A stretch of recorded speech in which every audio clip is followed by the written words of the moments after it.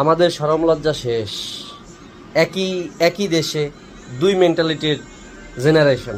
এক জেনারেশন হচ্ছে যে নিজের খাইয়া কোটার জন্য আন্দোলন করে, আর আরেক জেনারেশন হচ্ছে নিজেরই খাইয়া আর্জেন্টিনা আর ব্রাজিল লিয়ে ঝগড়া করে।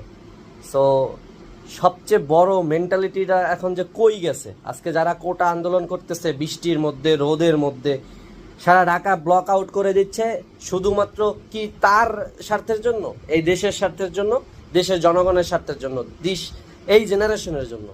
আর আজকে আর্জেন্টিনার কিছু কুত্তা আর ব্রাজিলের কিছু কুত্তা, আই সাপোর্ট আর্জেন্টিনা, বাট আমি আর্জেন্টিনার কুত্তা না, লেলিয়ে দেওয়া কুত্তা না, আর হচ্ছে যে আমি ব্রাজিলেরও লেলিয়ে দেওয়া কুত্তা না, যারা খালি খেউ খেউ খেউ খেউ করবো ফেসবুকে, ইউটিউবে, টিকটকে।